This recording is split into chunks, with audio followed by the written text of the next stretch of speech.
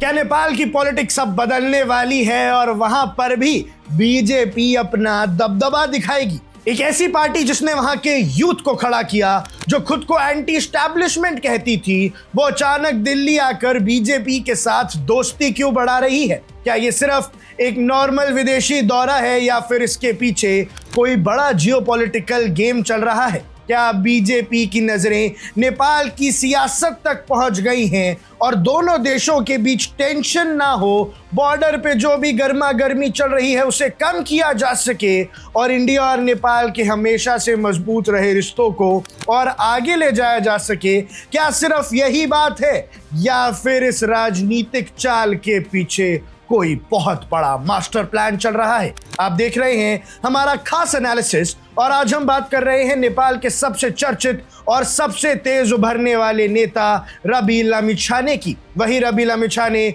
जो कल तक टीवी स्टूडियो में बैठकर नेपाल के बड़े नेताओं की क्लास लगाते थे, आज खुद नेपाल के डिप्टी प्राइम मिनिस्टर और होम मिनिस्टर रह चुके हैं और उनकी पार्टी राष्ट्रीय स्वतंत्र पार्टी यानी आरएसपी इस वक्त नेपाल की रूलिंग कोalition का एक बहुत बड़ा हिस्सा है। लेकिन खबर ये नहीं है कि वो नेपाल में क्या कर रहे हैं। खबर ये है कि जून के इस महीने में रवि लामिछाने अपनी हाई लेवल डेलीगेशन के साथ दिल्ली पहुंचते हैं और वहां उनकी मुलाकात हुई है बीजेपी के बड़े नेताओं से। ये मुलाकात कोई छोटी मोटी कर्टसी कॉल नहीं है दोस्तों, ये एक सोची समझी पार्टी टू पार्टी एंगेजमेंट की शुरुआत है। आज की इस वीडियो में हम इस कहानी के पन्नों को खोलेंगे और समझेंगे कि इस मीटिंग के आखिर क्या मायने हैं। भैया सबसे पहले आइए थोड़े फैक्ट्स पर नजर डालते हैं। 1 जून को रवि लामिछाने और उनकी पार्टी के सीनियर लीडर्स न्यू दिल्ली पहुंचते हैं। उन्हें इनविटेशन किसने दिया? उन्हें इनवाइट किया था बीजेपी ने और अगले ही दिन यानी मंगलवार को बीजेपी हेडक्वार्टर्स में इस डेलीगेशन का एक बहुत ही ग्रैंड वेलकम होता है। रवि लामिछाने ने मुलाकात की बीजेपी के नेताओं से, जिसमें इस पूरे विजिट के पीछे का दिमाग यानी बीजेपी के फॉरेन अफेयर्स डिपार्टमेंट के इंचार्ज विजय चौथाईवाला भी शामिल थे। और भैया नितिन नवीन जी ने भी बहुत ही वेलकमिंग अंदाज में इनका स्वागत किया। बीजेपी ने अपने ऑफिशियल एक्स हैंडल पर इसका वीडियो भी शेयर करते हुए बताया कि यह मुलाकात दोनों पार्टीज के बीच एक नए रिश्ते की शुरुआत है।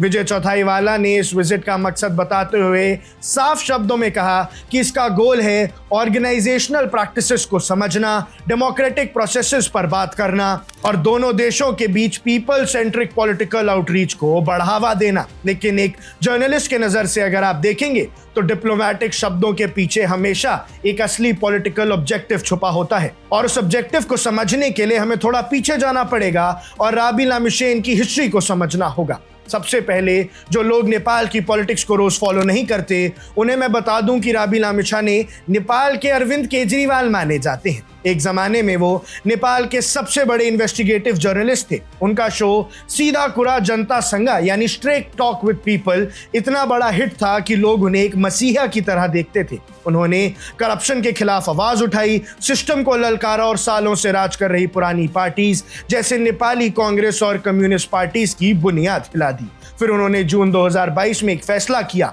उन्होंने जर्नलिज्म छोड़ा और अपनी खुद की पार्टी बनाई, आरएसपी, राष्ट्रीय स्वतंत्र पार्टी। उनका इलेक्शन सिंबल था बेल यानी एक घंटी। और दोस्तों, जब नवंबर 2022 में नेपाल का जनरल इलेक्शन हुआ तो इस नई नवेली पार्टी ने पूरे देश को चौंका दिया। पहली बार में उन्होंने 20 सीट्स जीत ली और नेपाल की पार्लियामेंट में 4th लार्जेस्ट पार्टी बन गए थे। अब आरएसपी की सबसे बड़ी ताकत क्या है? उनका सपोर्ट बेस। नेपाल का यूथ जो पुराने जनरेशन के नेताओं से परेशान हो चुका था, जो रोजगारी के लिए देश छोड़ने पर मजबूर था, उसने रवि लामिछाने में एक उम्मीद देखी और आरएसपी ने खुद को एक ऐसी पार्टी के रूप में पेश किया जो किसी आइडियोलॉजी ना लेफ्ट ना राइट पर नहीं चलती थी, बल्कि सिर्फ अच्छी गवर्नेंस और एंटी करप्शन पर बात करती थी। अब यहाँ पर एक बड़ा सवाल खड़ा होता है, एक पार्टी जो खुद को लिबरल, मॉडर्न और आइडियोलॉजी फ्री कहती है, वो अचानक दुनिया की सबसे बड़ी राइट विंग नेशनलिस्ट पार्टी यानी बीजेपी के दर पर क्यों खड़ी है? और बीजेपी जो आमतौर पर नेपाल के ट्रेडिशनल प्रो हिंदू या एस्टैब्लिशमेंट नेताओं के साथ डील करती आई है, वो इस नई जनरेशन की पार्टी को इतना भाव क्यों दे रही है? इसके पीछे 3 बड़े कारण हैं। पहला है फ्यूचर वैलिडेशन। रवि लामिछाने जानते हैं कि अगर उन्हें नेपाल का अगला प्रधानमंत्री बनना है, जो कि उनका सबसे बड़ा सपना है, तो उन्हें इंडिया का सपोर्ट और एक्सेप्टेंस चाहिए। नेपाल की हिस्ट्री गवाह है दोस्तों, वहां वही सरकार टिकती है या बनती है जिसके रिश्ते न्यू दिल्ली से स्टेबल होते हैं। राबी अब सिर्फ एक अग्रेसिव जर्नलिस्ट नहीं, वो एक प्रैग्मेटिक पॉलिटिशियन बन चुके हैं। दूसरा रीजन है बीजेपी की तरफ से ऑल्टरनेटिव बिल्डिंग। इंडिया का पास्ट एक्सपीरियंस नेपाल की पुरानी कम्युनिस्ट पार्टीज के साथ बहुत अच्छा नहीं रहा है। केपी शर्मा ओली जैसे नेताओं ने कई बार चाइना की तरफ झुकाव दिखाया है और इंडिया नेपाल बॉर्डर डिस्प्यूट को लेकर हौसला दिखाया है। ऐसे में दिल्ली अब नेपाल में नए और यंग ऑप्शंस तलाश रही है। आरएसपी उन्हें एक परफेक्ट न्यूट्रल फोर्स लगती है जिससे अभी से नर्चर किया जा सकता है। और तीसरा सबसे बड़ा फैक्टर है द चाइना फैक्टर। नेपाल में चाइना का इन्वेस्टमेंट और पॉलिटिकल इंटरफेरेंस पिछले एक डिकेड में बहुत तेजी से बढ़ा है।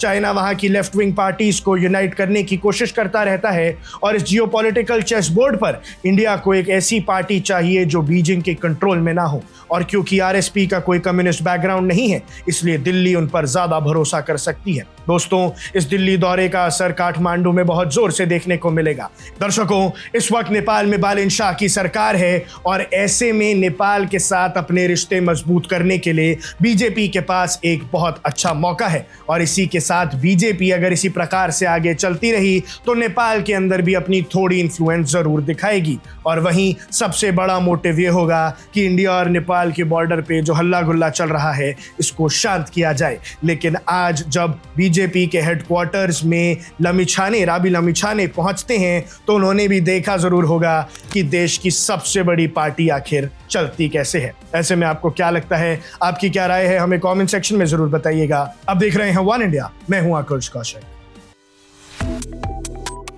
Subscribe to One India and never miss an update. Download the One India app now.